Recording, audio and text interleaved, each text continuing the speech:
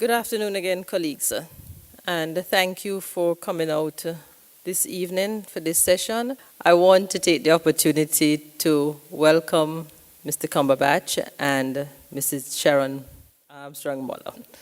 Welcome them to the BVI. Well, welcome back to the BVI, Mr. Cumberbatch at least.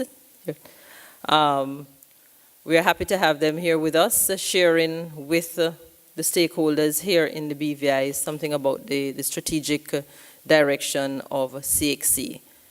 I'm sure everybody knows by now, but if you didn't know, I sit as the Deputy Chair of the Caribbean Examinations Council and have been working with Mr. Cumberbatch and his team, and they have been doing an excellent job in taking the work of the Council forward in the Caribbean and ensuring that as member countries we get the products that we get, which are, in my opinion, superb products.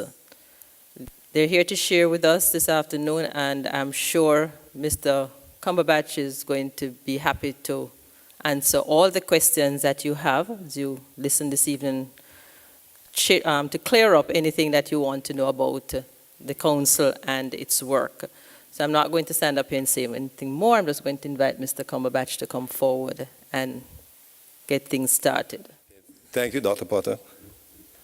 The last time I was in this room at this microphone was back in 2009, December, when we had the opening ceremony for Council here in Tortola.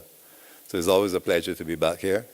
At that time, I remember the minister boasting about the performance in mathematics in Tortola. So we don't have anything to boast about tonight, but we will try to make it get you through the process quickly and efficiently. Just let me remind you of the vision of the Caribbean Examinations Council, and it is to assure global competitiveness of the Caribbean through the provision of quality assurance in education and comprehensive certification. So those two things we want to focus on: quality, give the best quality examinations we can provide, and comprehensive certification. And the stress is on that, because at the bottom you see all the certificates that CXC offers, and we need to move away from the common erstwhile O-level and A-level and try to focus at the other qualifications necessary for a universal secondary education system.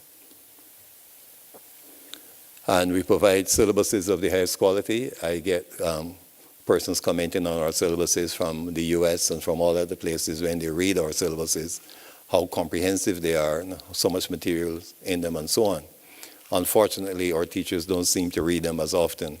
I was in a country very recently, and the teachers were teaching from an old physics syllabus. The syllabus changed twice since they were, and they were still using the old one. So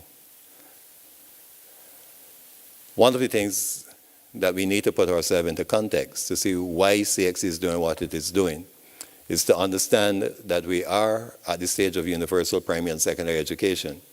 When only a small percentage of persons went to secondary school, then 20 of them, 30 of them getting 5 passes or 6 passes was not a problem, because they went on to public service or they went on to something else.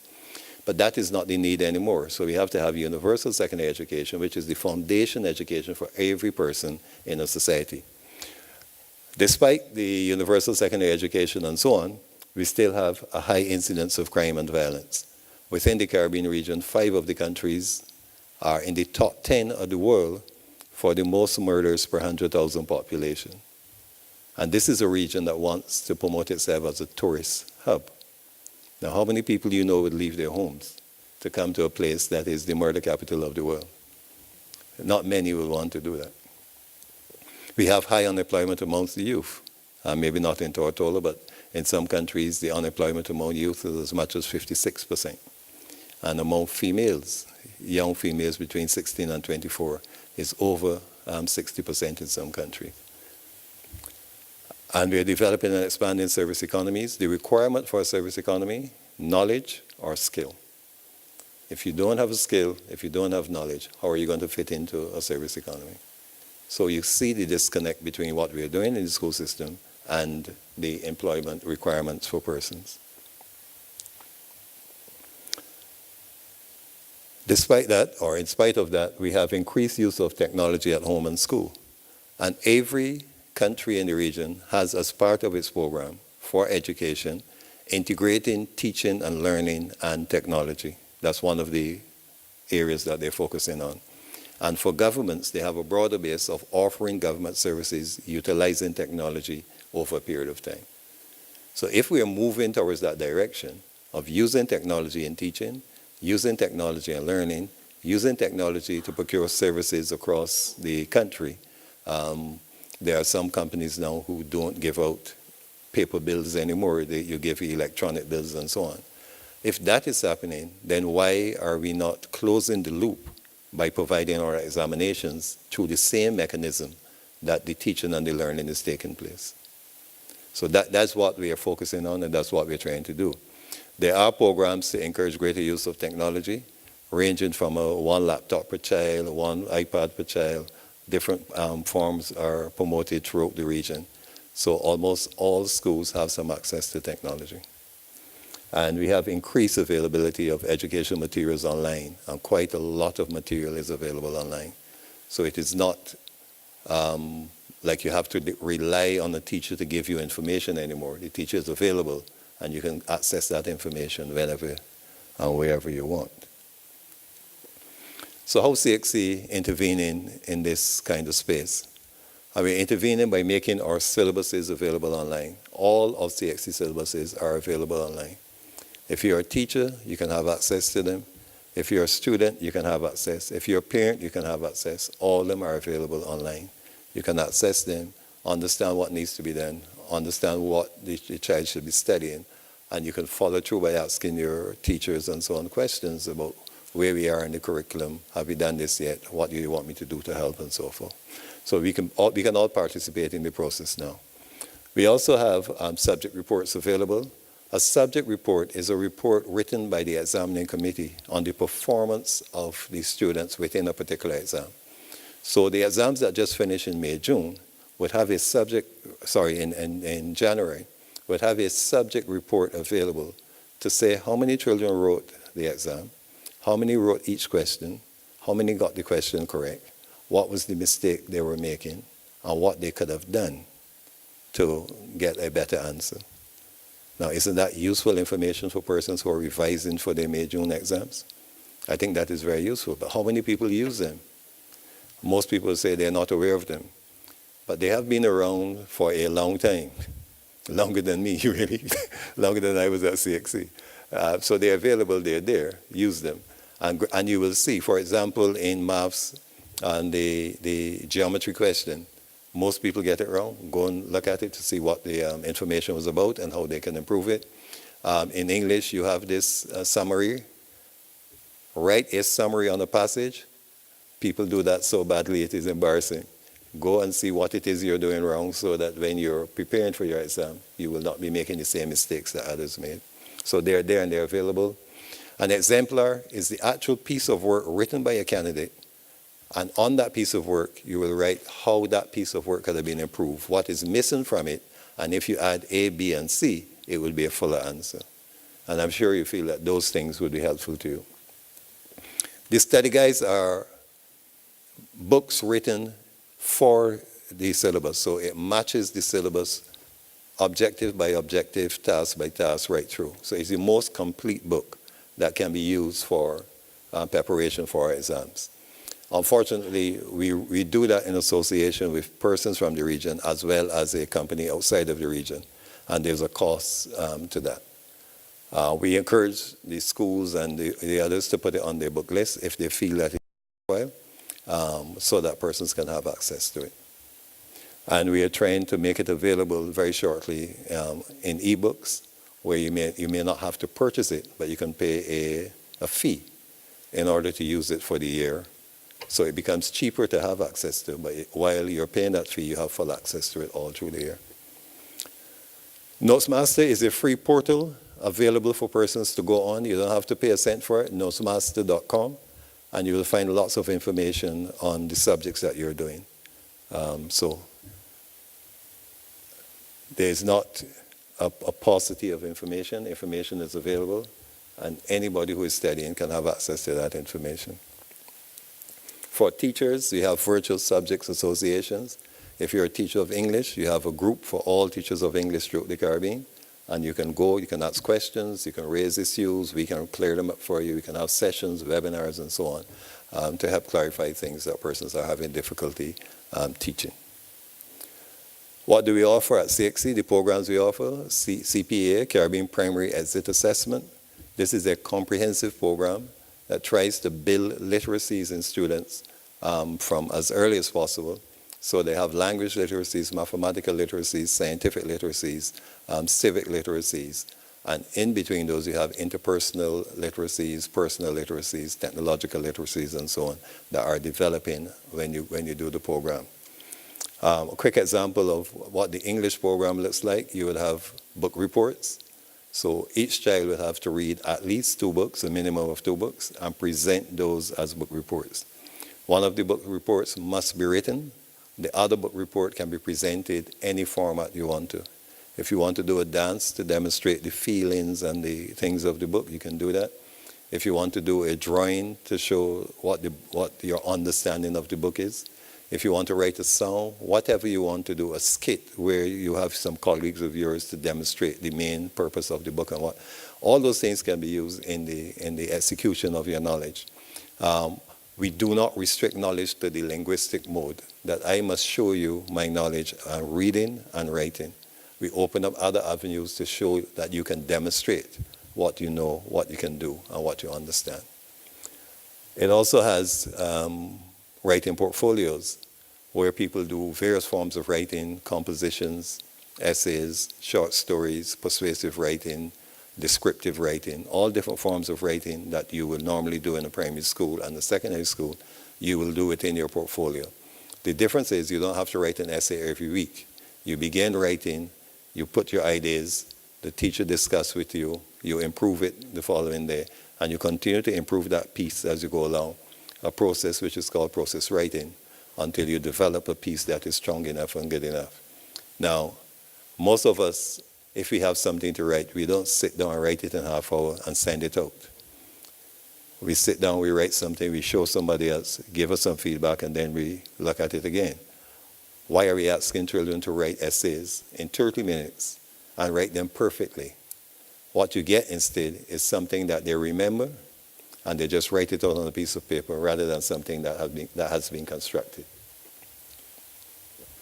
CCSLC, the Caribbean Certificate of Secondary Level Competence, that's one for about grade 9 students, Form 3.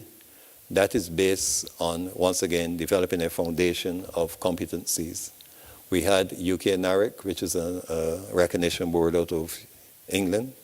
They came down and they did a study of it and a comparison.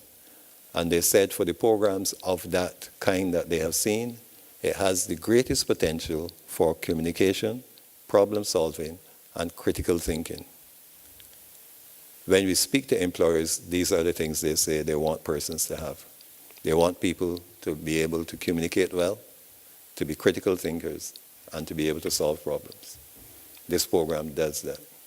Not by Cumberbatch saying it, but by some people who came from outside the region, reviewed the program, went into the schools, spoke to the teachers, did all the things necessary, and then summarized that this program offered these things.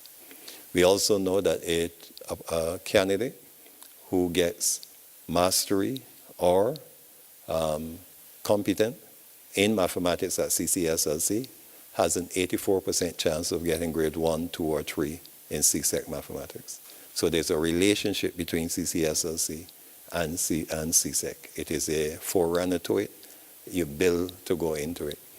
And that is hard evidence, but we also have anecdotal evidence of persons who teach at schools and who say when these students go through the CCSLC program, they get better results than those students who have not gone through the CCSLC program. So there's a link and there's a use for it. CSEC, you're familiar with CSEC. You may not be so familiar with CVQ. CVQ is the Caribbean Vocational Qualification. The word vocational there is referring to work and not necessarily to technical studies, because sometimes we get confused with CVQ as a technical program. It is a work-related program. So any occupation that you can identify, whether it is a plumber, a carpenter, a housekeeper, a customer service clerk, a receptionist, anything that you can identify, we can create competencies for it and make it available as a Caribbean vocational qualification. The good thing about CVQ also is in certain areas of artisans, persons can travel freely across the region in order to seek work without having to get a work permit. So for example, housekeepers who do CVQ at the level 1 or level 2 can travel anywhere across the region to seek employment without having to get a work permit. And the same thing for some of the other skills, carpentry and so on. So it is a very useful area that persons can have. And we have several countries that have made it part of their education policy that every child who is leaving secondary school should have CVQ as one of their qualifications. And Trinidad in particular has gone further. And to get into A-level, you can, to get in to do sixth form, you can go with 4 CSEC and a CVQ to enter sixth form school. CAPE, I was able to watch the minister last night speaking about CAPE on the local television, and the 10 subjects that you'll be doing in CAPE, ranging from entrepreneurship to financial services. Now we must commend BVI for taking that step, and we promise to work with you very closely to make sure it is a successful step and give all the support that is necessary for it to be successful. Financial services is one of the areas that the service economies put a lot of emphasis on. BVI recently, the name was called in not a very good way, but you will overcome it. Those things happen. But financial service, the way the financial service curriculum is written, persons can do financial services, but while they complete their CAPE, they can also do the professional exam to get professional recognition for their financial services. All right, so you will have a CAPE qualification, but you also have a professional qualification, something like in accounts, you can get your CAPE accounts, but you can also, if you do your ACCA, you can also get your professional qualification as well. So it was structured in that way to provide for both forms of certification.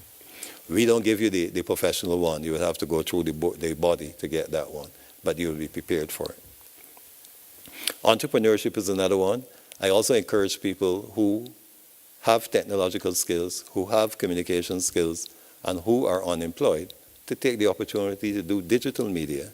What does digital media do? What it is about? It is a program that helps you to put information about your country, about what you're thinking, what you want, on the web, on Facebook, on any of those areas, and promote yourself and these things that you like. If you go and Google BVI and you look at blogs and other things, most of them, if not all, will be written from people outside BVI. But how do they know BVI better than you do? Why are they making money from BVI and not you? Who do you believe should be making the money from on BVI and telling people about BVI? You're home, you're unemployed, you're using the computer all day, you're watching television all day, the cultural penetration is going one way. You want to get something about your country, utilize the systems. And the digital media program teaches you exactly how to do that, to make money from what you're doing normally, and promoting your country and things in your country at the same time. The CXC associate degree, once you register for CAPE, you can click which associate degree you want. So there's no additional money needs to be paid for the CAPE, for the CXC associate degree. In some cases, it gives you 2 years off your 4-year program in US. And if you go on our website, you will see several universities that give credits or give years off for that. So a person who has to pay for your child education in the US, you can determine, look, I will let them do the CXC associate degree and only have 2 years of university education to pay for. If they don't have that, they may have to spend 4 years, and then you have to pay for 4 years education. So it makes a difference. in terms of cost. And then we go to online testing or electronic testing. Electronic testing is what CXC is planning to do. And I think it is this week, Ms. Burke, or next week? Next week, Tuesday, your students will be doing, those students who are preparing to write exams in May, June, they will be doing pre-tests. These pre-tests will be done using an electronic system. There will be no paper for them to be writing on. They will do them electronically. And those would include the multiple choice papers, the short answers, and the essay papers. While they're doing those, we'll be taking watching it very closely. We'll be monitoring the amount of time they spend on questions, the amount of time they spend to complete it, any difficulty they would have, and we will put all of that in consideration in preparing for 2017. In 2017, in January, if everything goes well in the pre-test and the practice test that we will then throughout the year, we will then, all paper ones, all multiple choice papers, will be done online for the January examination and the May-June examination. And when I said all paper ones, I mean all paper ones, all multiple choice for CPA, CCSLC, CSEC, CAPE, all the offerings. And for May, June, the same thing would happen. All those papers will be done using an electronic format. If that goes well, in the following year we will do everything. Paper 1, Paper 2, Paper 3.2. All will be done online utilizing the electronic platform. When we say that to ministries, they say to us, yes, the policymakers in the ministry, let me be clear. When we say that to the policymakers in the ministries, they say, yes, that is part of our program. We want to use technology in education, and this will be going in the right direction. When we say it to the students say, yes, we'll be able to use technology to do our tests. When we say it to parents, they said, are you going to teach my child to type? Because they have to type the answers now, right? Yes. And I paused and I said, maybe you should have taught them to write, because some of the answers we see coming to us, you have to read them 5 or 6 times to understand what these students are saying. And some of them are equivalent to a fly or a cockroach running into ink and run across a piece of paper. It is so difficult to try to read and understand what they're saying. But for typing, at least the letters you would understand. But we will monitor that, and we will see whether additional time is needed, how to set time for it, and what kind of questions we will use, and all different kind of things will help monitor and help to do a better job at it. Online practice tests, there will be online practice tests throughout the year, and we will let the local registrars know when those tests will be available, and we will encourage schools to allow the children to write the tests at any point in time. And the reason for those tests are not necessarily as pre-test items, but just to get people practicing on the system and becoming familiar with the system. So by January, when they go onto the system, it won't be new to them, but they will be familiar with it and know how to manipulate it. Online access to data and results. Right now, students have access to their materials. So parents in the audience, once you're a student registered for CXC, they have access to their timetables, to all the other things available to them. So when they go a day late to write an exam, there's nothing that we can do about it, especially if they wake up late, they say. So parents can also have access utilizing the same password and the same portal that the students use to see what subjects they have and when they have these subjects. And also to read some of the instructions there, particularly the instruction about bringing materials into the examination room. If students bring unauthorized materials into the examination room, they can receive many penalties, one of which could be expulsion from all exams. That is the most severe one. The minor one is that particular exam, the results can be cancelled. So try to encourage them. And unauthorized materials mean writing things on your hand also, having a cell phone, having what they call a cheat watch. Yeah, there are things that they sell called cheat watches. That when you look at it, it looks like a watch, but when you press the button, information comes upon it. So any of those things you can be thankful. But we also thinking about making your data available through what is called a digital badge. So instead of printing a certificate and giving, they will get a badge with a badge number. The badge number can be used by any person. If they want to apply for a job, they can give the potential employers the number, and the potential employers can go into the system, and you will see all their results, the number of examinations they take, the results in the exams, and so on. You have X amount of tries on it. If you want to print it and hang it in your bedroom or put it somewhere, if that is the kind of person you are and you like to dangle your wealth in front of your eyes, then you can go ahead and do that. But generally, it will be there. If you're applying to university, you give them the badge number, they type into the data system, and they will also see the information. Now, I think that prevents us from providing and giving people false information. You would be amazed to know the number of people who tell lies on how many subjects they have and the places they go to tell these lies. You wouldn't believe that people will try to come to CXC and work at CXC with information that is wrong of how many CSEC subjects they have. Or go to the Defense Force to apply for to a membership in Defense Force with forged certificates. Two of them who tried to do that ended up in jail, by the way. So people do try to forge qualifications. With the digital badge, it becomes less possible to forge information, and people can rely more on that information. So basically, this is what CXC will look like and the program that we're following over the next 3 years, 2016, 17, 18.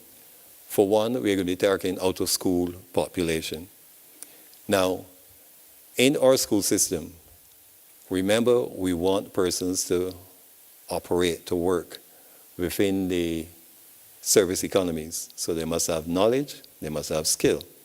Only 21% of those children who are eligible to write exams actually write exams. 21%. Out of those, 33,000 do not get back a single subject when they write exams. 33,000 do not get back a certificate. But they're out of school. And one of the things that we're doing this year is targeting out of school and targeting institutions that run out of school programs and try to work with them to get those children back into the loop. Provide lots of the online information for them.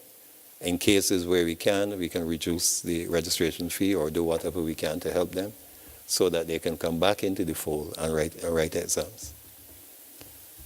There's not much room for you if you leave school without qualifications to go into the workforce. So we must try our best, all of us working together, to ensure that these students get another chance to write their exams and to be successful at them. We're also targeting in school, and this year we were relatively successful. The number of persons writing exams hasn't increased. It remains roughly the same or a slight decline. But the number of subjects that they're writing, that number has increased. So the same amount are writing, but they're writing more. And what we find is that over the last 5 years or so, over 30,000 students a year have been writing, have been passing more than 5 subjects, 5 or more subjects in one sitting. And that is the requirement to go into work. It is also part of the OECS education strategy to increase the number of persons who are doing 5 or more subjects and passing 5 or more subjects. So that is going well, and we want to keep it going in that direction. We also targeting the diaspora, and we are looking at UK to look at some of the populations there, whether they'll be interested in writing CXC subjects. So we'll make a try to see what the market looks like. If it is worth it, we will go into it. If it is not worth it, then we won't venture too far into that. For the online requirement for writing the electronic examinations, every child will have a unique identifier, which is unique to the particular child. If BVI wants to put their own unique identifier, they can. There's a space with 22 characters that they can put in whatever identifier. So whenever you use that identifier, all the exams that they write over the years would come up in one search. So we are going to press ahead with that. For online registration would take place, especially for out-of-school students, if they can go through the local registrar, or in cases where the local registrars don't have a system for that, they can go directly on our site and register for the exams. The form of identification, when you're registering, you must use the name that appears on the birth certificate. And you must then have some kind of identification when you go to write the exam. Okay, so that is to prevent impersonation. The same person who registered is the same person who turns up. Now, if you're turning up at a school, the teachers know who you are, so that is fine.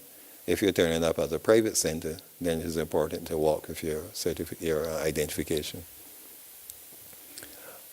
And that impersonation is a disqualification for life. People who impersonate, they would never be able to write CXC exams again unless they change their identity.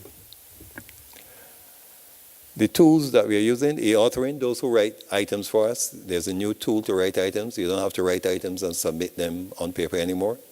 Once you're invited to write items, you type the items directly into the system. And once the items are accepted, you get 50% of your fee. Once the items are pre-tested and there are any changes to be made, we send them back to you to make the changes. Once you return them to us, you get the other 50% of your fee. And that is a real change from the 2 years you had to wait to get paid for your items before. So you now get paid almost instantaneously. The e-testing we mentioned, e-marking. This is the last year that we'll be doing face-to-face marking. All marking from next year will be e-marking.